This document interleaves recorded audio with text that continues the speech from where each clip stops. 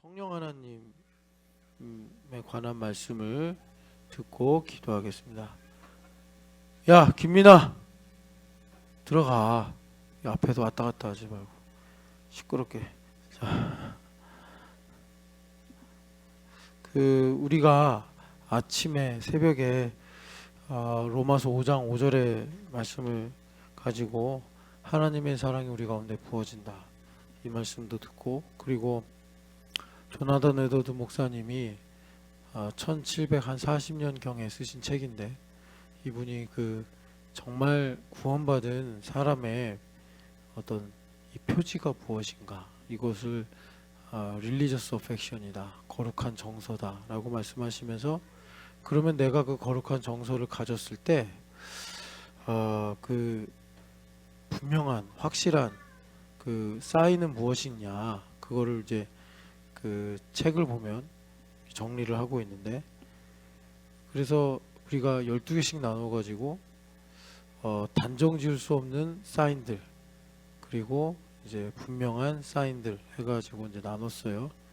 그런데 그 단정 지을 수 없는 사인들이 어떻게 보면 우리가 교회 다니면서 이렇게 은혜라고 말하는 것들, 또 하나님의 역사라고 말하는 것들인데, 그것들은 어떤 본질이라고 하기에는 좀 부족하고, 그런 본질들이 있을 때 부가적으로 나타날 수 있는 이제 현상에 불과한 것인데, 우리가 이제 그런 것들을 더 주목하고, 그런 것들이 더 우리에게 피부에 와닿는 이유는, 좀 오늘 이제 그에 이어서 덧붙이자면, 즉각적인 결과, 효과, 이런 것들을 우리가 이제 원하고, 또 거기에 크게 반응하고 관심을 갖고 있다 보니까, 왜 성원이를 건드려, 등 붙이고 똑바로 앉아.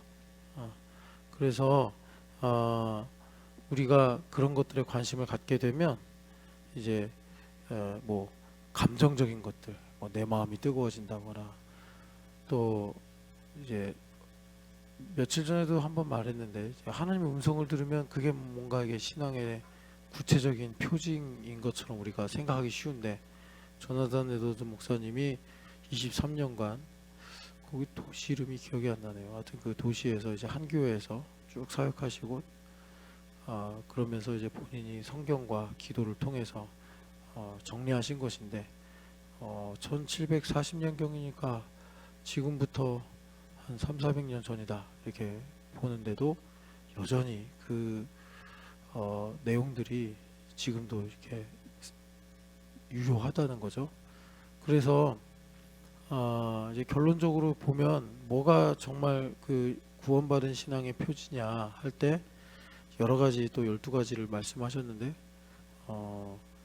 그것들을 이렇게 좀 하나로 이렇게 추스려 보면은 인격적 관계더라, 이렇게 우리가 정리할 수가 있겠어요. 그래서 우리가 오늘 예수님을 믿는다 그럴 때, 여기 보면 예수님은 이제 승천하시고 예수님과 같은 또 다른 보혜사 성령 하나님을 보내주시겠다.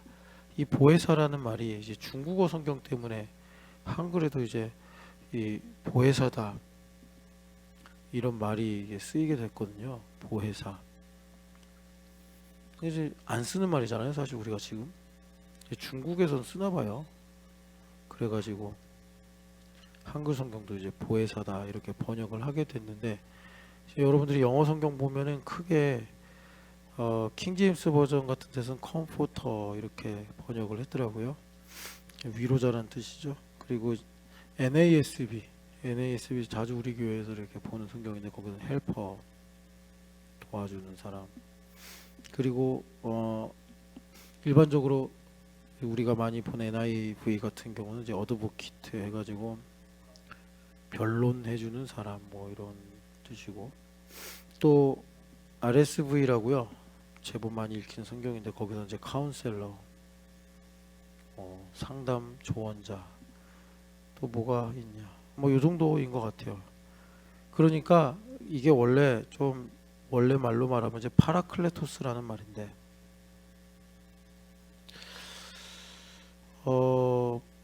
법정에서 많이 쓰였대요. 그리스 로마에서는 헬라어인데요. 그래서 보통은 이제 변론해 주는 사람, 뭐 중보자, 뭐 이런 의미를 갖고 쓰였다고 합니다. 그런데 어떤 이제 말에 뉘앙스가 있잖아요. 어감하는 이런 거. 근데 이게 이제 한글이나 영어로 딱 잡히지가 않으니까 영어 성경도 이렇게 다양하게 번역하고 한글에서는 보혜사라고 했는데 이제 애매한 거죠. 우리가 평소에 안 쓰니까. 그래가지고 성령 하나님께서 참 이게 딱 와닿아야 되는데 예수님 그러려고 여기 이렇게 쓰신 건데 그래서 이제 이런 모든 내용들을 총망라해서 성령 하나님 내 안에 계시는데 성령 하나님 잘 믿어야 되는데 그게 뭐냐, 그러니까 이제 성령 하나님과 인격적 관계를 갖는 것, 이렇게 보시면 되겠습니다. 성령 하나님과 인격적 관계를 갖는 것. 그래서 이제 이 말씀이 더 빛나는 거예요. 우리가 하나님 사랑하는 건 뭐 누구나 이의가 없죠. 그런데 우리가 하나님 사랑하고 이웃 사랑이 뭐 완전히 하나다. 예수님 복음으로 이렇게 말씀하셨으니까. 그래서 그러면 지금 이제 현실에서 이 두 가지가 이제 하나인데 우리한테는 사실 이제 이 부분이 더 많이 오고 가죠. 이웃 사랑. 하나님 사랑은 그냥 하나님 참 이게 만지거나 보이거나 하지 않으시는 분이기 때문에 이 하나님 사랑, 이웃 사랑이 하나란 말이에요. 하나고 이 가운데서 예수님께서 사랑이 실제로 드러나시는 건데, 그러니까 내가 하나님을 사랑하냐 안 사랑하냐 이거를 우리가 실증적으로 보는 건 이제 이 부분에 달려 있는 거죠. 내가 이웃을 사랑하냐 안 사랑하냐 이거. 어떨 때는 이웃이 뭐 가족일 수도 있고 또는 교우일 수도 있고 때로는 원수일 수도 있고, 그래서 내가 이웃을 사랑하냐 안 사랑하냐 이것이 하나님을 사랑하느냐 아니냐 이것에 이제 실증이 되는 것입니다. 그래서 우리가 일전에 그 주님께서 말씀으로 주셨는데 이웃 사랑이 뭐겠어요? 막 뭐 대단한 헌신, 뭐 산을 옮기는 능력, 불 가운데 나를 던지는 뭐 이런 희생 이런 거라기보다 그냥 일상에서 우리가 오고 가는 모든 현실 속에서 역지사지의 마음을 갖는 거다. 이것만 가지면 이게 일종의 이제 성령 하나님, 내 안에 계신 성령 하나님께 동의를 드리는 거예요. 그러니까 역지사지의 반대는 이제 뭐 아전인수라고도 할 수 있고, 내 주장을 상대방에게 관철시키려고 할 때, 그럴 때 이제 내가 하나님을 안 사랑하는 쪽으로 가버리는 거예요. 그런데 내가 불리하든 내가 좀 마음이 속상하든 입장을 바꿀 수 있는, 뭐 말하자면 뭐 유연성이라든가 마음의 온유함이라든가 또 내가 받은 은혜를 가지고 겸손한 태도를 가지면 내 안에 오늘 우리가 로마서 5장 5절에서 읽은 대로 성령 하나님이 내 마음에 하나님의 사랑으로 싹 부어져서 내가 사랑하기 힘든 상황 속에 있더라도 그걸 통해서 하나님께서 오히려 하나님의 높으신 뜻을 깨닫게 하시고 숨어있는 비밀을 알게 하시고 또 나에게 지혜와 능력을 공급하셔서 나로 이제 삶에서 승리하게 하시는 이런 일을 이루신다. 그래서 이거는 하나님께 드리는 동의, 이렇게 보시면 됩니다. 그래서 역지사지를 하는 거는 뭐 사실은 이제 쉬운 일은 아닌데 어떻게 보면 참 이게 하나님의 은혜가 아니면 불가능한 일이지만 너무 우리가 또 이거를 신비롭게만 생각해서는 안 되고, 하나님 그렇게 복음을 어렵게 우리한테 가르치시는 분이 아니니까, 그래서 우리에게 최소한 이것만 있으면 된다 해가지고 우리가 또 말한 것이 인지상정이다. 너가 배고프면 저 사람도 배고플 거고, 너가 사랑을 받기 원하면 저 사람도 사랑을 받기 원하는 거고, 너가 용서를 받은 것이 좋으면 그도 용서를 받으면 또 감사한 거고, 그런 인지상정이죠. 뭐 이게 수학처럼 막 어렵고 철학처럼 까다로운 게 아니라 내 마음이 그러면 저희도 그렇구나, 이렇게 우리가 인지상정을 가지고 있을 때 하나님께서 내 삶에 역사하실 수 있는 뭐 일종의 열쇠요 여지가 될 수 있는 역지사지의 이런 어떤 나의 고백이라든가 행동이라든가 선택 같은 것들이 나타나서 내 삶의 율법의 완성인 하나님의 사랑이 이제 부어지게 된다라는 겁니다. 그래서 이 모든 것을 이루시는 분이, 중요하게 보시는 분이 바로 이제 성령 하나님이시다. 이걸 가르쳐 주시고 이것을 우리에게 이끌어 주시려고 보혜사, 뭐 성경을 바꿀 수는 없잖아요. 우리 선조들이 그때는 중국어 한자가 더 가까워서 그랬는가. 보혜사. 근데 우리 애들은 뭐 교회에서만 듣지 학교나 사회 나가서는 보혜사, 우리도 뭐 들을 수 없는 말인데 여러분들께서 그렇게 잘 이해하시고 이 밤에 이제 마지막으로 한 번 더 기도할 때 하나님, 성령 하나님을 내게 한량없이 부어주소서 할 때 이 말씀들이 여러분들의 기도에 이 가는 길에 등불이 되고 또는 이제 기도를 이끌어가는 힘이 되시기를 축복합니다. 그래서 이제 성령 하나님에 대해서 좀 더 오늘 기도를 위해 자세하게 나누면 세 가지로 좀 얘기할게요. 그러니까 이렇게 말할 수 있습니다. 1번 완고함.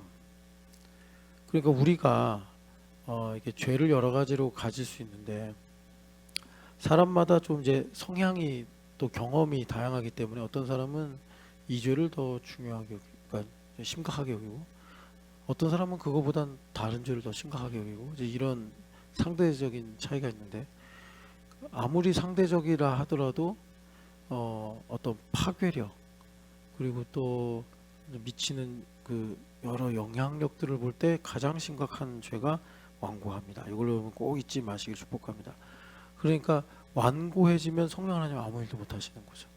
다른 죄들은 성령 하나님께서 뭐 저는 여기 보혜사에 이제 아까 영어 성경에 뭐 컴포터, 헬퍼 이런 것도 있다고 했는데 저는 치유자, 힐러 이것도 들어간다고 생각하고 티처도 들어간다고 생각하고 또 나를 먹여주는 사람 뭐라고 그래야 되나 또 공급자도 들어가고 프로바이더 막 이런 거 하여튼간에 그런 모든 이제 성령 하나님의 사역이 되게 다양하고 풍성하시기 때문에 그렇기 때문에 우리가 뭐 죄를 짓자는 얘기가 아니라 우리가 회개만 하면 성령 하나님은 예수 그리스도의 보혈로 우리를 고쳐주시고 또 거룩하게 옷 입혀주시는데 성령 하나님께서 딱 못하시는 게 있는데 그게 완고함이에요. 내가 완고해지면 어떻게 보면 이런 거예요. 성령 하나님은 내 마음에 계시기 때문에 내가 완고한 마음을 가져요. 남을 판단하거나 또는 뭐 내가 이제 내 생각을 강화시키거나 내 고집을 강화시키거나 뭐 이런 것도 있습니다. 이제 살다 보면 슬플 수도 있고 또 약간 우울할 수도 있고 또 뭐 걱정할 수도 있는데 이런 것이 너무 이제 커지면 막 그 생각밖에 안 들어요. 그러면 또 마음이 완고해져요. 여하튼 그래서 이 마음이 성령 하나님 계시는 처소인데 이게 막 이런 어떤 철로 만든 그렇게 되어버리면 성령 하나님께서 내 마음을 통해 일을 하실 수가 없는 거죠. 내 마음이 부드러워야 되는데 그 할례받지 않은 마음이 돼버리면 성령 하나님 일을 못 하시는 거예요. 그래서 여러분 그 한번 읽어볼까요? 누가복음 12장 10절 말씀을 읽어보시면 여러분들 이제 이 말씀은 사실 복음서에 다 나와 있는 말씀이에요. 그러니까 중요한 말씀인데 12장 10절 말씀 같이 읽겠습니다. 12장 10절 말씀. 누구든지 말로 인자를 거역하면 사하심을 받으려니와 성령을 모독하는 자는 사하심을 받지 못하리라. 아멘. 그래서 이 죄를 그 성령 모독죄다 이렇게 말하는데 성령 모독죄가 근데 사실 막 우리가 성령 하나님을 뭐 이렇게 말이나 행동으로 모독하기는 제정신으로는 쉽지 않잖아요. 그죠? 아무리 우리가 막 좀 낙심하고 좀 슬럼프에 빠져도 정말 귀신에게 홀리지 않는 한 우리가 성령 하나님을 모독하지는 않죠. 그런데 예수님께서 사실 이렇게 말씀하신 거 보면은 그런 의미보다는 더 우리에게 가까이 있기 때문에 이렇게 이제 말씀하신 건데 그러니까 우리가 그냥 신학적으로 성령 모독죄다 이렇게만 생각하고 있으면 사실 우리 삶에 잘 적용이 안 돼요. 와닿지 않고 지금 예수님께서 성령을 모독하는 것은 사하심을 받지 못한다 라고 하는 이거는 뭘 가리키냐면 완고함을 가리킵니다.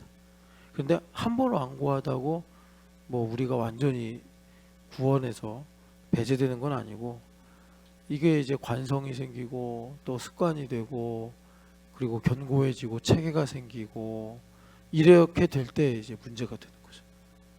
물론 뭐 단박에 완고해지는 상황도 있겠지만 모든 사람들을 대상으로 볼 때는 서서히 완고해지는 문제. 그래서 이것이 주로 여러분 성경에 보면 누구에게 해당됩니까? 바리새인들 이런 사람들 아니에요. 예수님 말씀하시면 토달고 트집 잡고 이런 사람들, 그런 사람들이죠. 그래서 회개가 안 돼요. 완고해지면 이게 성령 모독죄예요. 그래서 히브리서에도 보면 6장에 회개하고 다시 타락하면 회개케 할 수 없나니, 그리고 그 히브리서 10장에 보면 또 같은 말씀인데, 그 뒤로 물러가는 자는 하나님 기뻐하지 않으신다, 침륜에 빠진다 그러시면서 언약의 피를 부정한 것을 여기고, 또 성령 하나님을 모욕하고 하나님의 아들을 이제 욕보이고 하면은 이제 그 회개의 여망이 없다. 양심이 이제 화인 맞으니까 그런 겁니다. 그래서 지금 여기서 성령 모독죄다라고 하는 것은 이제 완고해지는 건데, 그런데 이 마음이 완고해질 때 성령 하나님께서 뒤통수를 때리거나 아니면 내가 완고해지려고만 하면 막 다리가 부러지거나 이러면 안 그럴 텐데, 완고해질 때 성령 하나님께서 우리에게 경고하시는 방법은 딱 하나예요. 부재하듯이 성령 하나님께서 그렇게 시그널을 보내세요. 신호를.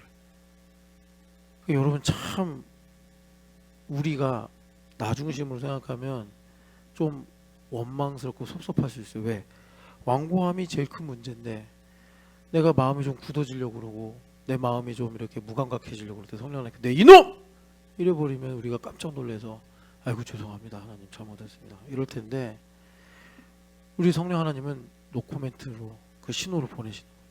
그러니까 여러분들 신영기 집사님이 신나가지고 퇴근했어요. 근데 허 집사님이 들어왔는데 본체도 안 하고 말도 안 하고 좀 이상하잖아요. 내가 뭘 잘못했나? 말 걸었는데 뭐 대답도 잘 안 하고, 그래서 뭔가 좀 이제 기분이 좋으니까 막 장난도 치고 싶은데 또 그냥 피하고, 그러면 신집사님 등골에서 이제 쭉 땀이 나죠. 땀이 쫙 나죠. 그러다 이제 허집사님이 잘못했지 이럴 수 있잖아요.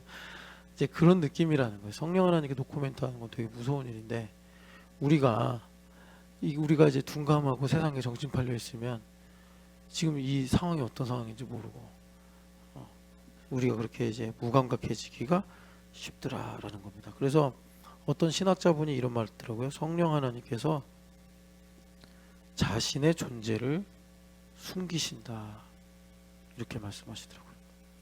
숨기신다. 그래서 여러분 참 혼자 신앙생활하면은 이거 장사가 없어요. 성령 하나님께서 자기 존재를 숨겨버리시고, 그래서 우리가 어떻게 되는 거죠? 교회가 되어서 나는 지금 참 무감각해지고 무뎌졌는데 옆 사람이 살려주는 거죠.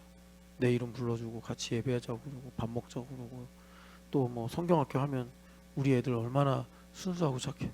우리 애들은 차별을 안 해요. 어른들은 차별하잖아요. 좋아하는 사람 안 좋아하는 사람, 지금 뭐 만나고 싶은 사람 안 만나고 싶은 사람.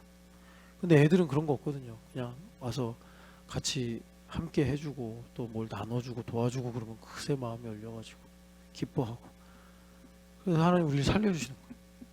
여러분 그렇게 성령 하나님과 늘 가까이 하시기를 축복합니다. 그러면 성령 하나님 왜 이렇게 소심하신 듯 일을 하실까?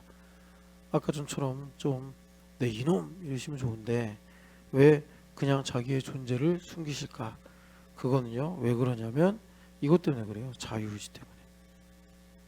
그러니까 우리가 자유가 생각하더라도 강조를 하더라도 내가 알고 있는 것보다 또 내가 중요하게 생각하는 것보다 훨씬 중요하구나 항상 이렇게 생각하시고, 왜 이렇게 자유의지를 주면 중요하게 여기실까?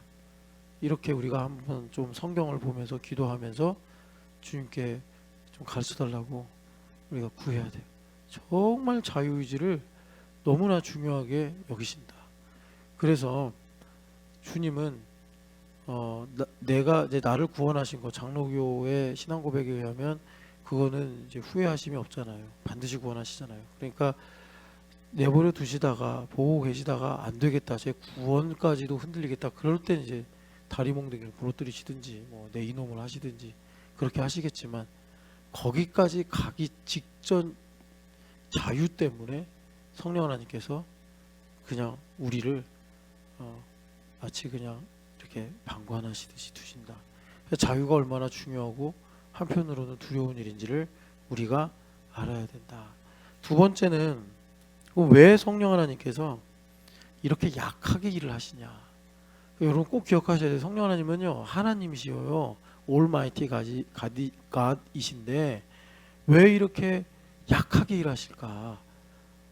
여러분들 그런 생각 하실 수도 있잖아요. 좀 세게 일하셔서 말이에요. 기도 안 하면 막 강제로 기도도 시키시고, 내가 나쁜 생각하면 막 내 머리도 막 아프게 하셔가지고 그 생각 못하게 하시고.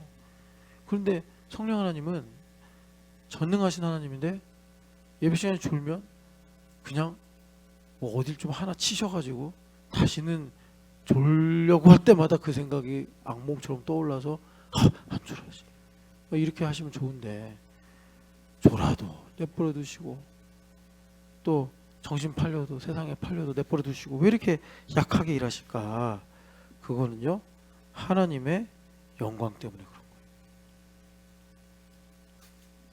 그래서 여러분 이제 구원받는 사람 보면 딱 두 가지예요. 길이 지 맘대로 쭉 살다가 이렇게 살면 안 됐구나 이렇게 하나 깨닫는 거, 하나님 뜻대로 살아가지고 참 하나님 영광스럽고 감사하다. 그래서 그 사람은 상급이 있는 거고 전자는 구원 하나 딸랑 받는 건데, 그런데 하나님의 영광을 받기를 여러분들이 이제 하나님의 영광을 위해 살기를 원하는데 하나님도 그렇게 자기 영광을 받으시기 원하시죠.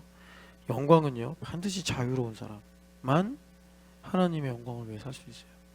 그럼 자유로우려면 어떻게 해야 돼요? 1번 자유로우려면요 죄사함의 확신이 분명해야 돼요. 이거는 여러분 평생 갈고 닦아야 돼요. 이거 뭐 내가 초창기 10년에 뭐 마스터하고 남은 여생 사는 거 아니에요. 평생 우리는 죄 가운데 살고 죄인이기 때문에 항상 우리는 갈고 닦아야 돼요. 갈고 닦는 게 뭐겠어요? 이렇게 철야에 나오고 새벽 예배에 나오고 항상 성령 하나님께 민감해서 나를 성찰하고 죄사함의 확신이 항상 있어야 돼요. 조금만 우리가 방관하고 우리가 방심하면 녹슬듯이 그냥 이 죄사함의 확신, 여러분들이 잘 모를 수 있는데 여러분들이 구해서 실감하는 죄사함의 확신도 있지만 하나님께서 우리한테 자율신경계처럼 거저주시는 죄사함의 확신도 있어요.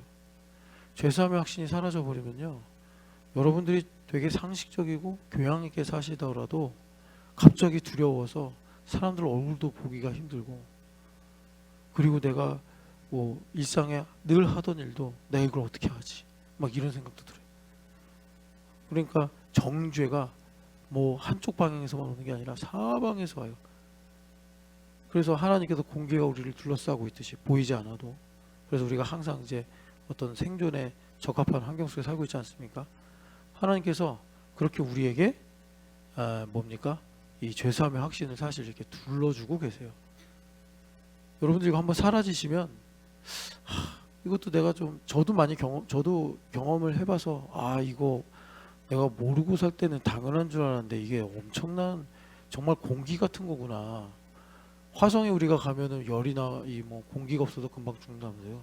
지구가 사실 그래요. 영적으로 우리가 지금 화성에서 살지 않으니까 여기서 이 죄사함의 확신의 은혜가 사라져 버리잖아요.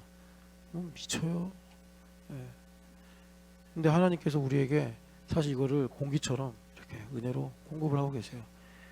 그런데 이제 우리에게 너무 그렇게만 하면은 하나님께서 또 가르치실 수가 없으니까 때로는 한 가지 이슈를 가지고 기도하고 구하게 하시고, 때로는 원수마귀가 와서 정죄하고 우리를 미혹을 해서 또 우리의 죄사함의 확신을 또 점검하고 구하게 하시고, 이제 이런 일들이 우리 가운데 있게 되는 것입니다.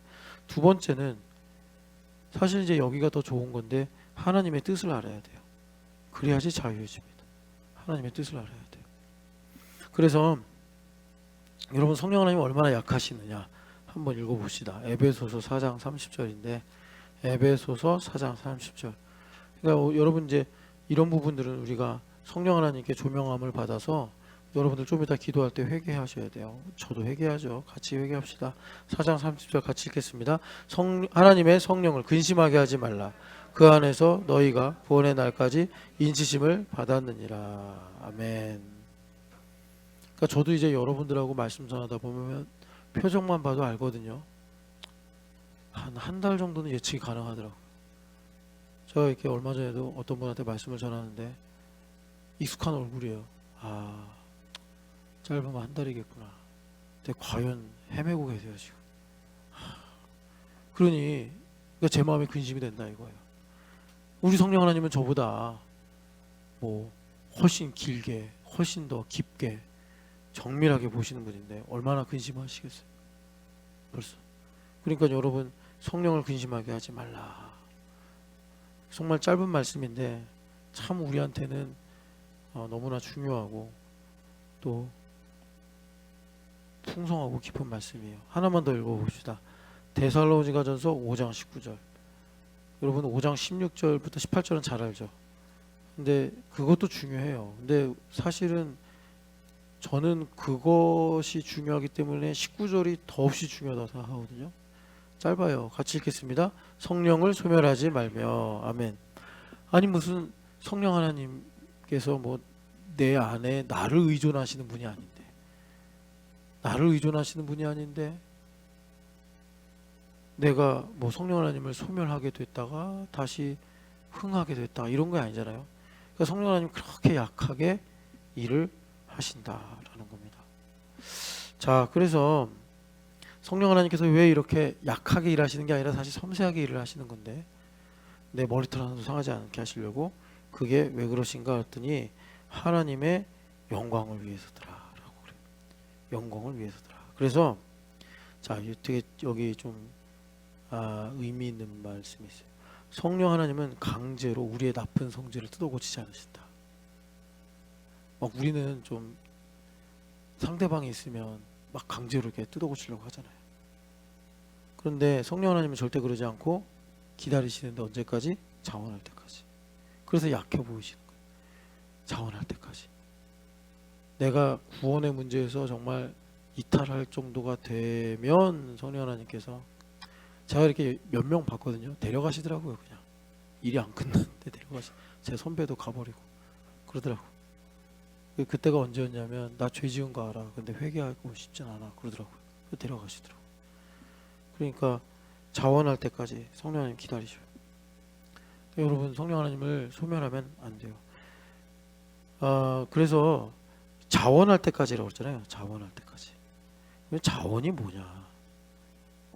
이게 자원의 최소를 말씀드릴게요. 자원의 최소. 자원의 최소는 뭐냐면 죄가 신물이 날 때. 죄가 신물이 나, 신물. 지긋지긋하다.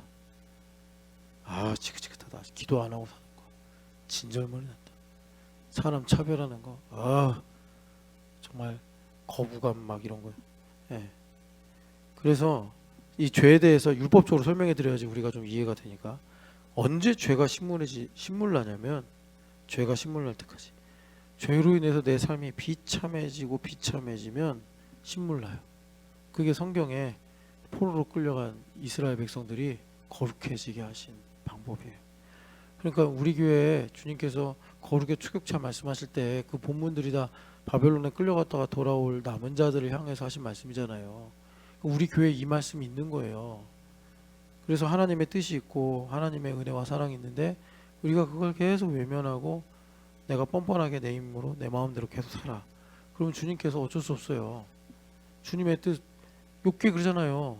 엘리후가 하나님은 전능하신 하나님이라 공의를 굽히시지 않는다.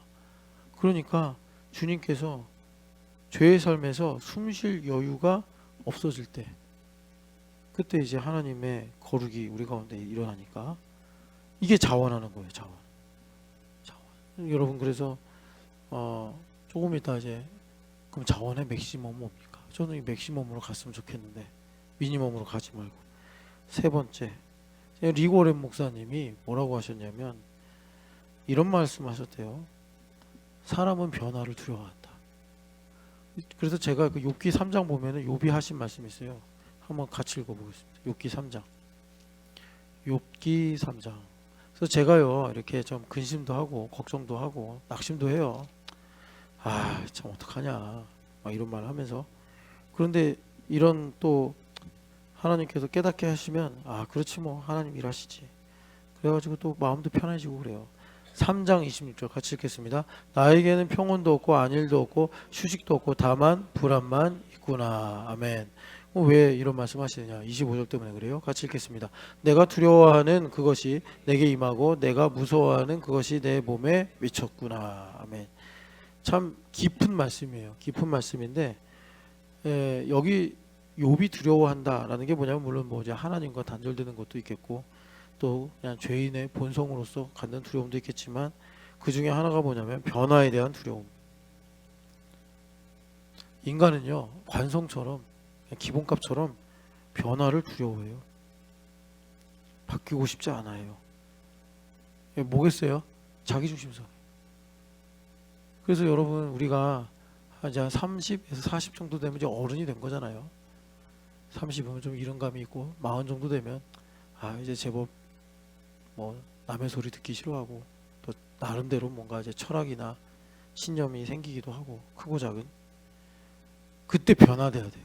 그때 적극적으로. 그런데 나를 변화시킬 수 있는 것은 유일한 그리스도 한 분밖에 없어요. 물을 포도주로 바꾸시는 이분은 바꾸시는 거에 전문가. 물을 포도주로 바꾸세요. 그런데 뭐가 필요하죠? 동의가 필요해요. 동의.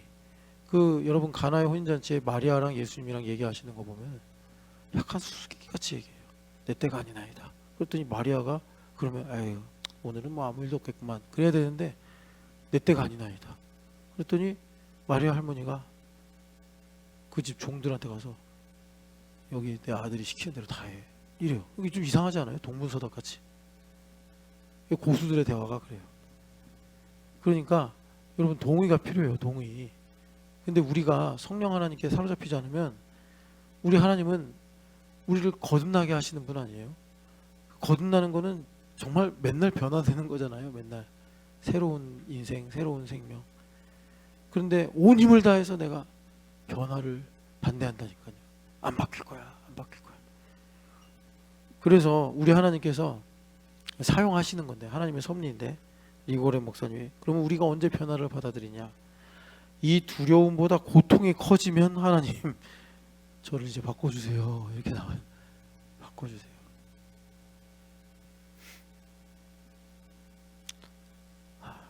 이건 얘기하면 좀 그분한테 도움이 되겠네. 아니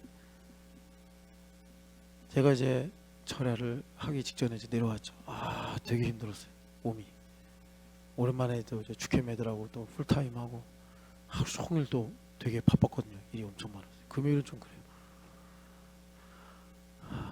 네, 한 5분, 한 10분 전에 와가지고 이제 예배를 이제 드려야지. 근데 H 집사님이 이렇게 저한테 오더니 그럴 땐 제가 되게 예민하거든요. 성격이 안 좋아요. 그럴 땐 제가 이제 찬송할 준비 말씀 H 집사님 딱 오더니 목사님 또 뭘 얘기하려고 그러지. 직장에 관한 얘기를 하더라고요. 하지만 이제 얼굴을 천사처럼 하고 그러면서 그러고 가더라고요. 이제 어떻게 해야 될까요? 물어보더라고요. 아내랑 얘기해 그랬어요. 왜냐면 아내분도 지금 요즘에 저랑 계속 그 얘기하고 있거든요. 직장 얘기. 이게 무슨 얘기냐. 그래서 좀 그러니까 내가 이거 비밀을 얘기할게요. 아내분이 지금 노코멘트 하고 있어요. 여기 자크를 잡고. 아내분이. 물론 이제 아내분이 고상하셔서 절제하시는 것도 있는데 매기했다가는 이제 폭탄 터질 거라 하니까 얘기를 안 하는 거예요. 변화를 두려워해요. 그래서 아내분하고 얘기해봐요. 그 아내분이 여러 가지 얘기를 할 거예요. H 집사님이 하나님의 성을 들을 겁니다. 그러면 참 좋은데 인간이 두려워하고 싶지 않아. 그래서 제가 왜 이 얘기를 하냐면 고통이 커져야지 인간은 이제 변화를 요구하거든. 하나님 앞에. 그러니까 그 과정이 없으면 우리 H 집사님 우리 교회 몇 명이 있죠. 허윤실 집사님이 있고 또 H가 누가 있지? 없네. H 집사님 회사 옮기면 진짜 고생 많이 할 겁니다. 그러니까 아내한테서 백신을 맞고 면역력을 갖고 그리고 출발하시기를 축복합니다. 그래서 제가 이제 아내분한테 당해하고 듣고 갑시다. 참 그 배우자라는 대상이 참 좋은 사람이죠. 좋으니까 결혼했겠지만, 근데 때로는 참 약간 뭐라 그럴까, 자객 같을 때도 있잖아요. 자객. 급소를 찌르고 사라지는 자객을 좀 만나시면 좋을 것 같아요. 자, 그래서 그럼 목사님, 고통이 인생의 밥이 되고 음료가 되는 겁니까? 아니요. 맥시멈. 변화의 두려움을 상쇄하고 변화의 두려움을 뒤집을 수 있는 고통보다 더 좋은 게 있어요. 그게 뭐냐? 사랑. 사랑. 그래서 성령으로 말미암아 하나님의 사랑이 우리 마음에 부어진다. 이거는 되게 소극적인 변화고요. 엄청 소극적이고, 이거는 엄청 적극적이에요. 내 안에 계신 성령님도 너무 기뻐. 너무 기뻐. 여러분, 그렇게 해서 정말 하나님의 사랑이 우리의 삶 가운데 성령 하나님으로 말미암아 열매 맺기를 축복합니다. 사랑이 열매를 맺어요. 사랑이 열매를 맺어. 자, 그래서 우리가 이 시간에 성령 하나님을 부르면서 찬양합시다.